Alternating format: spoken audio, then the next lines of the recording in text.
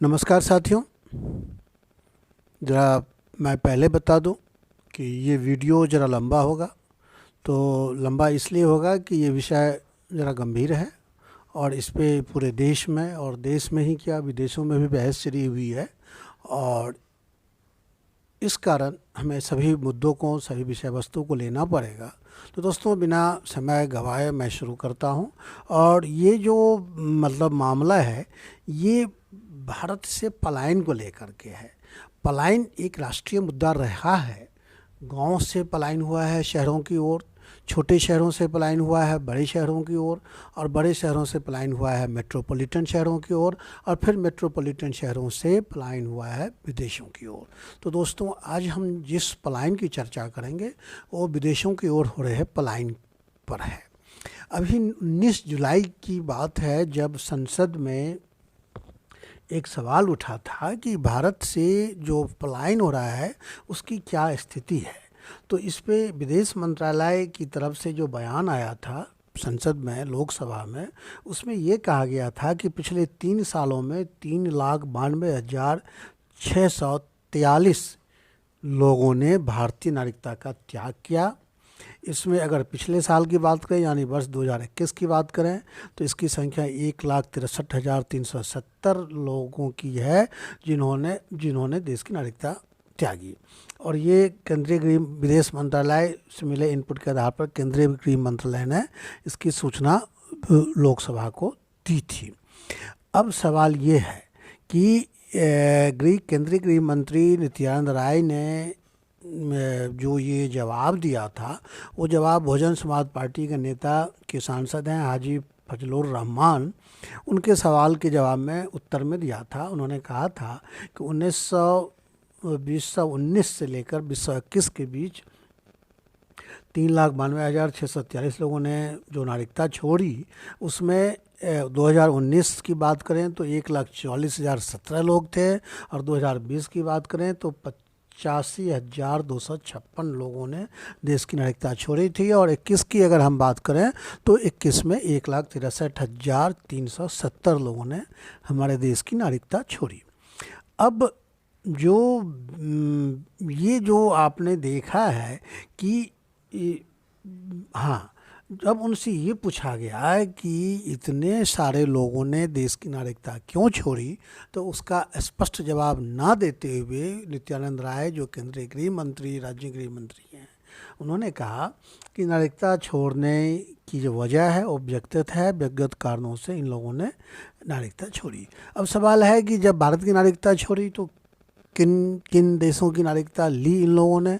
तो दोस्तों, 2019 से 2020 की अगर बात करें तो 1,70,795 लोग, ये 19, 20 और 21 की बात है, भारतीय लोगों ने अमेरिका की नागरिकता ली।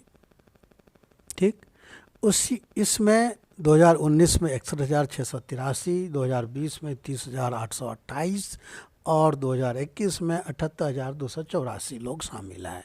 और उसके बाद ऑस्ट्रेलिया का नंबर आता है, जो पिछले 3 वर्षों में 58,351 लोगों को नागरिकता दी।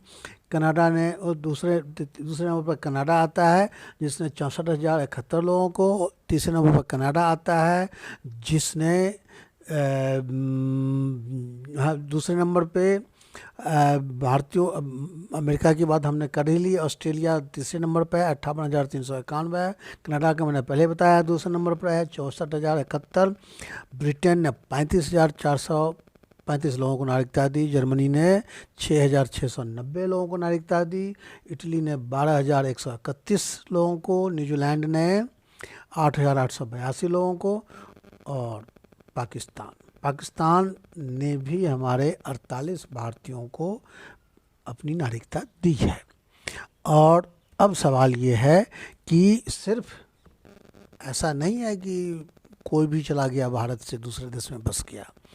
मज़े की बात यह है कि इसमें 8 से 10 हज़ार लोग ऐसे होते हैं जो करोड़पति होते हैं। यानी भारत में रह कर के भारत के जो यहाँ का जो व्यापारिक, औद्योगिक और जो भी यहाँ सुविधाएं हैं, उन सुविधाओं का लाभ उठा करके लोग अमीर बनते हैं। और अमीर बनने के बाद वो भारत छोड़ देते हैं। हेनले ग्लोबल सिटीजन की रिपोर्ट के अनुसार कि लगभग 8,000 लोग हर साल, जो 8,000 लोग नहीं, 8,000 करोड़पति लोग भारत छोड़ रहे हैं हर साल। दोस्तों ये बड़ा मतलब सबसे गंभीर विषय है कि ये जो यहाँ रहकर अमीर बनते हैं और वो फिर वो जब अमीर बन जाते हैं तो बेहतर जीवन प्रत्याशा की तलाश में वो विदेश चले जाते हैं। अब इसमें जो बेहतर जीवन प्रत्याशा की जो बात की है उसमें बेहतर शिक्षा और स्वास्थ्य सुविधाएं भी कारण है कि भारत में रह कर के जब वो बहुत पैसा कमा लेते हैं तो ऐसे लोगों को लगता है कि सारी चीज़ें हमारे डोर स्टेप पे हो, हमें 5 स्टार हॉस्पिटल की सुविधा मिले, 5 स्टार एजुकेशन की सुविधा मिले, यानी वो 5 स्टार कल्चर में जीना चाहते हैं। उनके पास पैसा है और भारत में वो 5 स्टार कल्चर जब उनको ईजिली अवेलेबल नहीं होता है तो उसे हासिल करने के लिए वो क्या करते हैं, तो वो विदेश चले जाते हैं। और एक चीज़ और है कि टैक्स, कई सारे देश हैं जहाँ टैक्स की दर जो है वो कम है, तो टैक्स से बचने के लिए भी जब यहाँ बहुत पैसा कमा लेते हैं तो पैसे टैक्स में ना जाए, उससे बचने के लिए भी वो भारत छोड़ते हैं। ये HNWI की रिपोर्ट है। HNWI की रिपोर्ट में ये भी मतलब खुलासा हुआ है कि सिर्फ जो बेहतर शिक्षा और बेहतर स्वास्थ्य के साथ साथ वो टैक्स से बचने के लिए भी वो टैक्स रेजिडेंस नियम जो है उससे बचने के लिए भी वो भारत छोड़ रहे हैं। रिपोर्ट में ये भी कहा गया है कि अमेरिकी ऐसा भी है कि दूसरे देश के लोग भी भारत आ रहे हैं, यानी दूसरे देश की नागरिकता छोड़कर भारत में नागरिकता ले रहे हैं, लेकिन यहाँ से जाने वालों की संख्या अधिक है।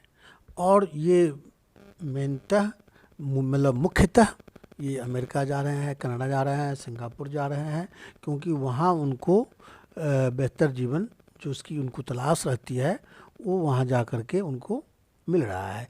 तो बड़ी बात यह है कि 8,000 लोग सुपर रिच भारत छोड़ रहे हैं। अब सवाल यह है कि HNWI की अगर हम बात करें तो उनका कहना है कि 2031 तक जब भारत में इन चीज़ों की सुविधाएं डोर स्टेप पे होगी, 5 स्टार सुविधा, तो संभव है कि फिर जो माइग्रेशन जो है रिवर्स माइग्रेशन हो। फिलहाल ये हमारे लिए एक बहुत बड़ी चुनौती है कि कैसे हम अपनी आबादी को, खास करके वो आबादी जो यहाँ पर रोज़गार का सृजन करके यहाँ आम हिंदुस्तानियों को जो नौकरी दे सकती है, उस आबादी को हम कैसे यहाँ पर रोकें। आप दोस्तों, जैसा कि आपको पता है कि विदेश में रहने वाले लोगों का ये कहना है कि कुछ लोगों ने जब इस बात पे जब चर्चा शुरू हुई और कुछ मीडिया हाउस ने विदेशों में जाकर के जब उन लोगों से पूछा कि क्या आप भारत में रहना पसंद करेंगे, भारत में जाना पसंद करेंगे, या क्या भारत छोड़ने की आपकी क्या वजह रही, तो ऐसे लोगों ने कहा कि विदेशों रहने में कई नागरिकता है। और एक अमेरिकन नागरिक का कहना था कि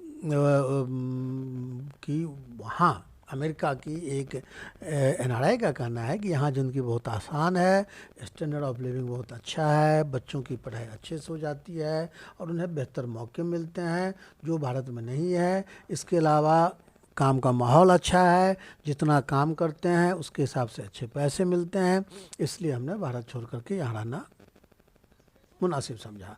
कनाडा के एक नागरिक ने कहा कि उन्होंने कहा कि यहीं पढ़ाई की, यहीं 1 साल से नौकरी भी कर रहे हैं, भारतीय पासपोर्ट का इस्तेमाल करते हैं, लेकिन भारत की नागरिकता बहुत जल्दी वो छोड़ देंगे। उनका मानना है कि काम करने का अच्छा माहौल होने की वजह से वो भारत वापस नहीं जाना चाहते हैं। उनका कहना है कि यहाँ काम करने के घंटे निर्धारित है, वर्क प्लेस पर नियम और कानून का पालन होता है, आपको काम के हिसाब से पैसे मिलते हैं जो भारत में नहीं मिलता है। भारत में नियमों का पालन अच्छे से नहीं होता है और उनकी वजह, भारत की नागरिकता छोड़ने की उनकी वजह यही है। तो आप समझ सकते हैं कि भारत छोड़ने की जो उसके पीछे जो वजह है, जो मेन रीजन है, वो क्या है। दोस्तों, हमारे देश की सरकार को, हमारे देश के सिस्टम को इन चीज़ों पे सोचना चाहिए। एक विशेषज्ञ का कहना है कि बड़े देशों में बेहतर सुविधाएं मिलती हैं, लेकिन कई लोग छोटे देश भी जाते हैं। कई छोटे देश व्यापार के लिए बेहतर सुविधाएं देते हैं और कई लोगों के परिवार भी ऐसे देशों में बसे होते हैं, इसलिए उन्हीं के साथ वहाँ काम करने चले जाते हैं। ये भी एक कारण हो सकता है। और कुछ ऐसे भी लोग हैं जो भावनात्मक रूप से भारत से जुड़े हुए हैं, लंबे समय से भारत से बाहर रह रहे हैं, लेकिन उन्हें भारत की नागरिकता नहीं छोड़ी है। ऐसे एक व्यक्ति इजराइल में है, उनका कहना है कि वो 20 साल से यहाँ रह रहे हैं, लेकिन उन्होंने भारत की नागरिकता नहीं छोड़ी है। लेकिन उनका ये भी कहना है इस कारण उन्हें बहुत सारी परेशानियां उठानी पड़ती है। मान लो कि मुझे लंदन उस व्यक्ति का कहना है कि ज़्यादातर भारतीय पासपोर्ट के कारण ज़्यादातर देशों में जाने के लिए उन्हें वीज़ा लेना पड़ता है। उनका कहना है कि मुझे लंदन जाने के लिए वीज़ा की ज़रूरत पड़ती है, लेकिन अगर आपके पास इजराइल का पासपोर्ट है तो उससे इजराइल जाने के लिए आपको, अगर इजरायली पासपोर्ट रखते हैं तो आपको लंदन अगर जाना है तो आपको वीज़ा की ज़रूरत नहीं पड़ेगी।